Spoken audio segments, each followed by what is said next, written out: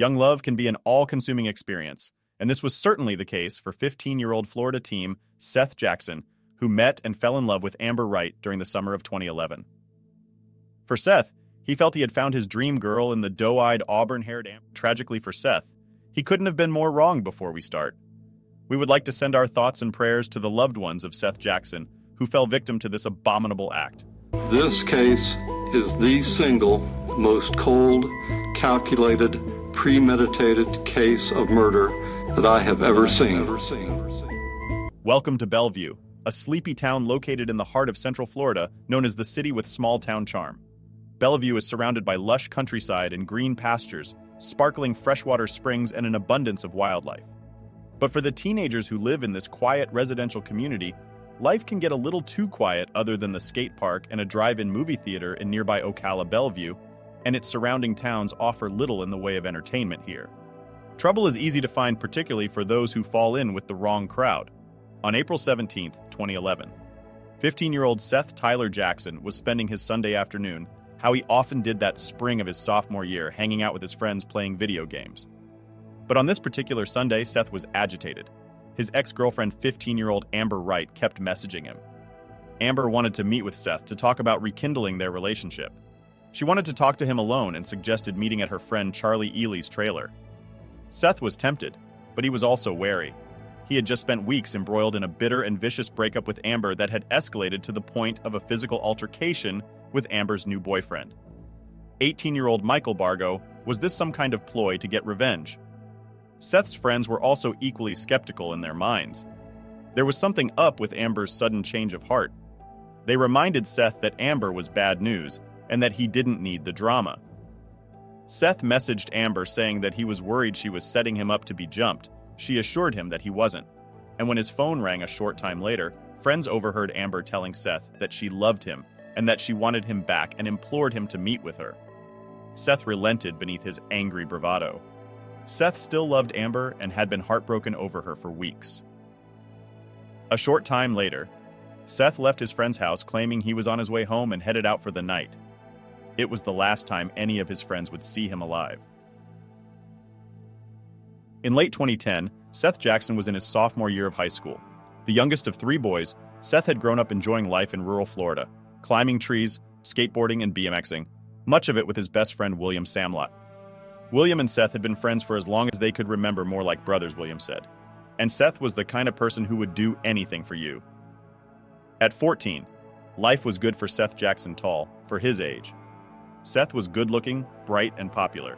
He had a reputation for being cool, calm, and collected.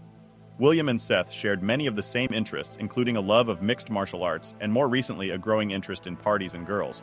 And a lot of girls wanted to date Seath Jackson. After that, in December of 2010, 14-year-old Seath began dating a pretty petite auburn-haired girl named Amber Wright. Amber was confident and popular with a wide circle of friends. The connection between them was instant. Seath, for his part, was infatuated with Amber. All too quickly, the pair became inseparable. Seath's parents, Scott and Sonia, remembered them always being together watching TV or playing basketball in the backyard. In early March 2011, Seath professed his love for Amber on his Facebook page. But while the relationship was intense, it was also volatile. Much of their relationship revolved around drinking and smoking cannabis. The two had trust and jealousy issues and fought hard, and often meanwhile Seath's parents perceived a distinctly manipulative aspect to Amber's character. But it was not enough to set off any serious alarm bells, and certainly not enough to predict in their wildest dreams the evil that Amber would soon prove herself capable of. Amber and Seath's relationship came to an end in the latter part of March 2011 when Amber abruptly dumped Seath. But if their relationship had been toxic and turbulent, it would be nothing compared to their breakup. Seath announced on Facebook that he was single. Within days, the two had begun a vicious back and forth of insults and incendiary name-calling. For all their friends to see, Seath had discovered that Amber had cheated on him and posted comments calling her a slut and cheat. In one post, he accused her of using meth. One post attracted 37 comments, with several of Seath's Facebook friends calling him out both on his language and the accusations. As for Amber's post, she claimed that she had never loved Seath. In one, she wrote, "Just do me a favor and consider me dead to you. I never loved you. I don't even want to hear your name in another," she wrote. "It takes a real man to accept the fact that he got broke up with Seath." Responded, "We both need to just let all of this go. Yeah, we split. Yeah, it hurt, but I'm over it. I'm just not to let Mike have his cake and eat it too." The Mike that Seath was referring to was 18-year-old Michael Shane Bargo. Bargo was the boy Amber had cheated on him with, and Seath had now discovered that Amber and Bargo were dating. It was information that would consume Seath with jealousy and hurt, and escalate the conflict to new heights. Seath had already known Michael Bargo for some time. The two actively disliked each other since his arrival in Florida 2 years earlier. Bargo had gained a reputation for trying to be perceived as a tough guy, an image that Seath wasn't buying. Still, there was no doubt that Bargo was troubled. He had grown up in a home filled with violence and conflict, according to his mother. Bargo's father was an alcoholic with an explosive temper, and as he grew older, Bargo himself would often explode in extreme fits of rage after Bargo moved to Florida at 16 to live with his father. He dropped out of school and moved out of his father's home, drifting from house to house, staying with friends. Twice he had been arrested for burglary. He had an active restraining order against him and was known for carrying a .22 caliber revolver everywhere he went. Later, Amber would claim that she only dated Bargo to goad and hurt Seath if that was her goal. She succeeded. Seath was devastated by the loss of Amber. Bargo now became the crux of Seath's issue with Amber, and the target of his anger Seath took to openly taunting and threatening Bargo on Facebook. He repeatedly challenged him to a fight. Some of Seath's friends weighed in on the feud, enthusiastically calling Bargo soft, and implying that he would soon get beaten up by Seath if Bargo would come out and fight like a man. Meanwhile, Amber had told Bargo that Seath had been physically abusive to her throughout their relationship. Adding fuel to the fire as the feud gained momentum, Bargo ranted to friends about his hatred for Seath. The feud then spread to Amber's half-brother, Kyle Hooper. 16-year-old Kyle was dating a girl named Alyssa in the midst of the Seath feud with Bargo. Alyssa broke up with Kyle over the phone, and when Kyle turned up at her house to talk to her, he found her in bed with Seath. Both sides now traded threats of physical violence. Seath threatened to burn Amber's house down. What had been an online battle quickly spilled into the real world after finding out that Amber and Bargo were going to a local party. Seath turned up and confronted him. A heated exchange took place before Seath laid the older boy out in front of a crowd of peers. The humiliation of being beaten by the younger Seath would prove to be too bitter a pill for Bargo to swallow, and what Seath could not have possibly known then was that Bargo was no ordinary love rival. Bargo was someone with a deeply disturbed mind, a man with no moral compass and no sense of compassion, and certainly no limits when it came to the suffering he was willing to inflict on a person in the name of restoring his pride. If there was such a thing as the wrong crowd in the Belleview area, it was the teams who hung around 18-year-old Charlie K. Ely's trailer in rural Summerfield. Charlie's trailer was a popular hangout spot for teens looking for somewhere to party away from the rules and restrictions of home, and with her husband in jail and rent to cover, Charlie had let out rooms to Justin Soto, age 20, Kyle Hooper, age 16, and Michael Bargo. Kyle Hooper had left home after fighting with his current stepfather over drug use. Justin Soto had juvenile arrests for possession of a weapon on school property, battery, and burglary. Bargo, meanwhile, was the self-appointed ringleader of the posse that hung out at Charlie's on the afternoon of April 17th. Bargo shared with his group his plans to kill Seath Jackson. There that day were Justin Soto, Kyle Hooper, Amber Wright, Charlie Ely, and 37-year-old James Young Havens III. The former stepfather to Amber and Kyle and a regular visitor at Charlie's, according to Kyle Bargo, said, "We need to kill Seath Jackson. Nobody likes him. We need to kill him." Bargo had already thought through exactly how to do it, and the role that each of them would play. Bargo's idea was to lure Seath to the trailer through Amber, who would invite Seath over under the pretense of wanting to rekindle their relationship once Seath was in the house.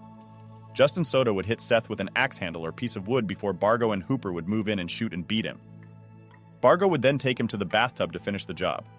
He was emphatic that Seath should still be alive at that moment he killed him. He wanted to look into Seath's face before he pulled the trigger so Seath would know exactly who it was that was ending his life. Most teenagers would have recoiled at Bargo's proposal. The plot was abominable, inconceivable, no matter what real or imagined crime Seath had committed, but not with this group. Within minutes of hearing Bargo's plan, all five were on board, and in the same way a group of teenagers might plan a party, they began to hash out the finer details of their twisted plot. Mid-discussion, James left to go home later, claiming he felt uncomfortable, not so uncomfortable, of course, that he would try to deter the teenagers from acting on their deranged plan, or even to inform the police just enough to not hear anymore.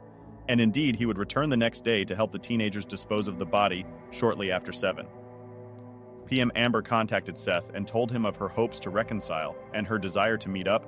She pulled out all the stops to reassure him that he could trust her and that she loved him.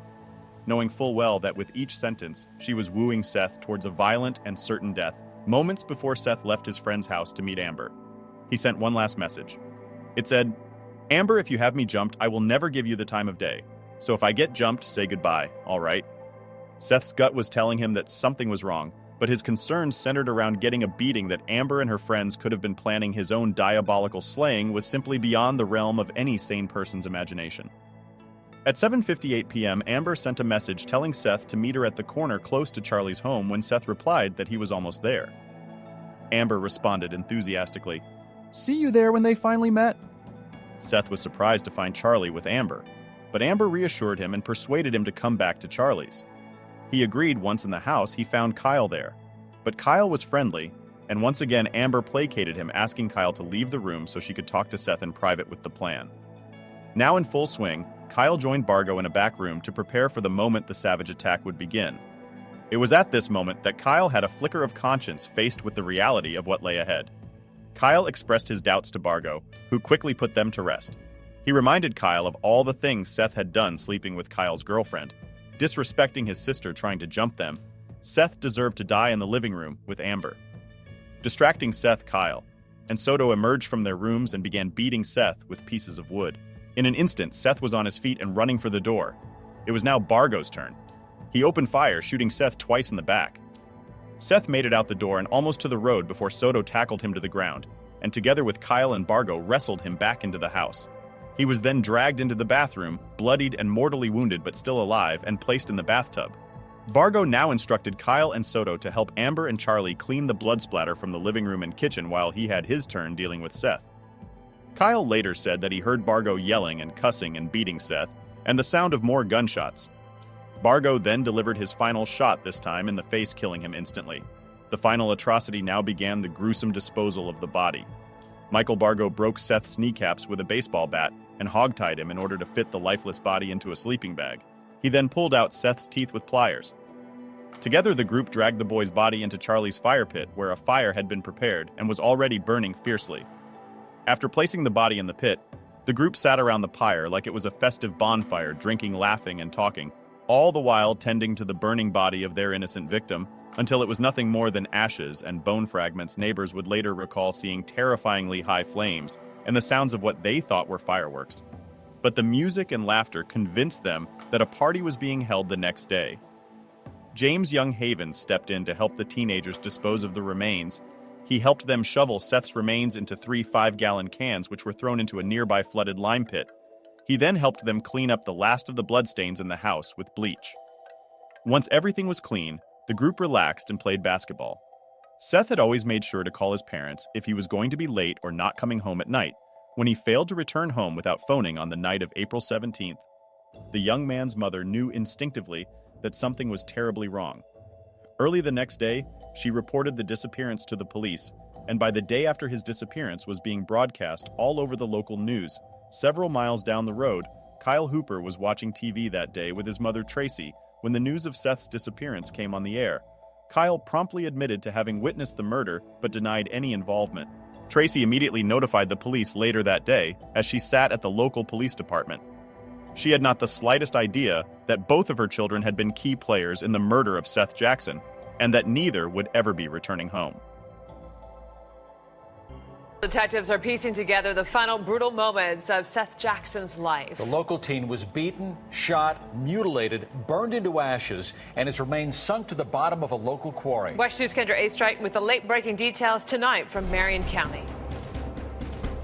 Lead detectives tell West 2 News they believe they know where the murder weapon has been hidden, but right now they are not telling us whether it has been found. Crime scene techs wrapped up scouring the property here for evidence where they say 15-year-old Seath Jackson was viciously murdered. This is ruthless. Friends of 15-year-old Seath Jackson continue to visit his memorial. Cars pass by the Summerfield house where the teen met a violent end. Investigators say he was lured to the home by former girlfriend, 9th grader Amber Wright, then attacked, shot, and burned. Detectives say Wright's new boyfriend, Michael Bargo, is the mastermind behind the killing. Potentially you are facing the death penalty. Bargo faced a judge with a gash on his eye and forehead. Investigators tell WESH 2 News he had the cuts when they arrested him. The suspects tell police the victim tried to run from the home after Bargo shot him and was still alive even after the group dragged him into the bathtub and broke his kneecaps to stuff him in a sleeping bag. Friends believe he fought for his life. Seth was a little fighter. I hope Seth messed them all up. Right now, Bargo and the teen accused of grabbing the victim as he tried to run, Justin Soto, are on suicide watch at the jail. Maybe he wants to actually die so he doesn't have to remember anything. Crime scene techs wrapped up sifting through evidence focused on a bin in the backyard near the fire pit. Even experienced detectives are shaken, as those close to Seth Jackson. That's hard to believe, isn't it? That you could get 5 people together that would think that was a good idea. It's still unbelievable to me. Who gave them the right to take somebody's life? Who made them God? Nobody did. Right now, Wright and her brother remain in juvenile detention. Their stepdad, accused of helping to cover up the crime, has been released on bond. The 4 suspects charged as adults will be back in court May 24th. In Marion County, Kendra Astrike, WESH 2 News. Detective Rhonda led the investigation. Kyle was the first to confess to his role in the murder of Seth Jackson. Kyle admitted to being the first to hit Seth over the head with a wooden stick. He claimed that then he told Seth to run and get out of the house, and said he was shocked when he saw Bargo shoot Seth. I hit him over the head with a stick. Who'd you hit? Seth. Okay. And he was in the chair, and I got in the kitchen. I said, "Now, house." And then all of a sudden I hear, bam, bam, bam. Mike sitting there laying bullets into him. So you saw Mike Bargo shoot Seth? Yes, ma'am. And he grabbed the body, put it into the bathtub, and then he was talking about how he was going to burn it, and then there was a rock quarry over here by Gator Mountain or whatever, and he was going to dump the ashes or whatever into the rock quarry. How many times did Mike shoot him? I don't know. I heard 8. Nowhere to be found. Amber, Charlie, and Justin Soto were now called in for questioning in Amber's first version of the night's events. She claimed that Seth had knocked on the door of the trailer and had asked to speak to her. She allowed him in and sat with him on the couch when Kyle suddenly burst in the room and knocked him over the head. She and Charlie panicked and ran to Charlie's bedroom, where they heard the sound of multiple gunshots. They stayed hidden there all night, only emerging the next day to find the house smelling strongly of bleach. Charlie gave a similar version of events during their interrogation. Each suspect was quick to throw Bargo under the bus and denied any premeditation or knowledge of what Bargo had intended for Seth. But the police left Kyle, Charlie, and Amber to chat alone in an interrogation room, unaware that they were being recorded. The 3 spoke openly of their roles in the death of Seth and their concerns about being caught in a matter of minutes. They had sown the seeds of their own demise and a lifetime that would be spent behind bars. Detectives soon tracked down Bargo 80 miles away at a friend's house. Kyle's confession led to the arrest of all 6 suspects within days, including James, who was arrested as an accessory to murder. I went away. I left. I thought it was a joke because, I don't know what to say because I'm looking at a lot of years right now. I'm scared. I don't have a freedom now. I've lost everything now. What about the 15-year-old who's dead and was mutilated? He lost his life too. Although they were juveniles, each of the suspects were ultimately tried as adults at separate trials. Amber Wright, Charlie Ely, and Kyle Hooper were each found guilty of first-degree murder and sentenced to life in prison without parole. Justin Soto pled guilty and received a life sentence. James Havens received a 10-year sentence for being an accessory to murder. Michael Bargo initially pled not guilty but was eventually convicted and sentenced to death, becoming the youngest person on Florida's death row. We, the jury, unanimously find that the defendant, Michael Shane Bargo Jr., should be sentenced to death. Yes. Michael Bargo holds his head after hearing he is sentenced to death for the 2nd time on Tuesday. In 2013, 10 out of 12 jurors decided he should be put to death, but since then, a new state law requiring that death penalties be unanimous gave Bargo another chance. Prosecutors say Bargo was the leader in a group's plot to kill 15-year-old Seth Jackson at a Summerfield home. A 15-year-old child knew he was being dragged back into a house and was going to die. Bargo and 4 others beat and shot Jackson to death 8 years ago. The group burned his body and disposed of it in paint buckets, which were dumped into a water-filled quarry. The defense argues Bargo suffers from mental illnesses and should be spared. He was not taking any medication for any of the mental illnesses that he had been diagnosed with. The judge explains to the jury the new rules. If you do not all 12 agree, then you check no. And a few hours later, has the jury reached a verdict? Yeah. Each of the jurors decide Bargo should be killed. Jackson's mother attended each of the hearings and shows signs of relief. As for Bargo's 4 co-defendants, each of them is serving life in prison. While Michael Bargo led the violence that night that ultimately killed Seath Jackson, it was the contribution of all 6 perpetrators that made the prolonged and brutal slaying of 15-year-old Seath possible. Seath was outnumbered in a house specifically set up for his own murder. He was repeatedly overpowered, making it impossible for him to escape the depravity of Bargo. And he was only there in the first place because of the incomprehensible cruelty of Amber Wright, who used his own feelings for her to lure him into a death trap. It could even be argued that it was Amber's deliberate stoking of the rivalry between Seath and Bargo that was the catalyst for the entire murder itself during her trial. The prosecution said, of Wright, the defendant probably played the most important role in that murder. She was the bait. She was the one who lured Seath Jackson to that house. If you found this story compelling, don't forget to like the video, comment down below your take on it, and subscribe to the channel. Also hit that notification bell in order to stay up to date each time we reveal a new shocking case. Goodbye.